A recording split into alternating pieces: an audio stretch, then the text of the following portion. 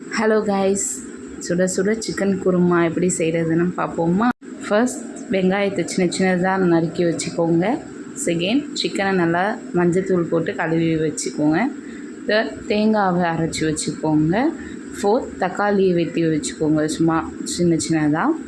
பட்டை, இலை, சோம்பு, கிராம்பு இது எல்லாத்தையுமே எடுத்து வச்சுக்கோங்க. அடுப்பு ஆன் பண்ணி வச்சுட்டு மீடியம் சைஸ் குக்கரில் தேவையான அளவு எண்ணெய் ஊற்றி எண்ணெய் நல்லா காய விட்டுருங்க. எண்ணெய் நல்லா சூடானதும் நம்ம எடுத்து வச்சுருந்தோம்ல பட்டை, சோம்பு இதெல்லாமே, கிராம்பு இதெல்லாம் வச்சுருந்தோம்ல அதெல்லாமே போட்டு நல்லா இது பண்ணிடுங்க.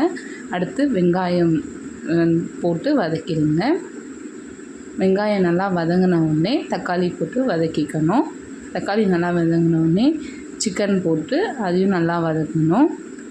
அதுக்கடுத்து தேவையான அளவு மஞ்சள்தூள், மிளகாத்தூள் அதெல்லாம் போட்டு நல்லா மிக்ஸ் பண்ணிக்கோங்க. நம்ம அரைச்சி வச்சுருந்தோம்ல தேங்காய் அதுவும் எல்லாமே போட்டு நல்லா மிக்ஸ் பண்ணிக்கோங்க. உப்பு தேவையான அளவு போட்டு நல்லா மிக்ஸ் பண்ணிவிட்டு ஒரு சொம்பு தண்ணி, உங்கள் எத்தனை பேர் சாப்பிட்றீங்களோ அதுக்கேற்ற மாதிரி தண்ணியும் மிக்ஸ் பண்ணி நல்லா கிளறி விட்டுட்டு குக்கர் மூடி வச்சுருங்க. ஒரு 2 விசில் விட்டதுக்கப்புறம் குக்கர் ஓப்பன் பண்ணிடலாம். அதுக்குள்ளே நம்ம சுட சுட இட்லி ரெடி பண்ணிடலாம். இப்போ பார்த்திங்கன்னா சுட சுட இட்லியும் ரெடி ஆகிடுச்சு. சிக்கன் குருமா 2 விசில் வந்தோடனே ஆஃப் பண்ணி குக்கர் ஓப்பன் பண்ணி கொத்தமல்லியை தூவி விட்டிங்கன்னா நம்மளோட சிக்கன் குருமா ரெடி ஆகிடுச்சு.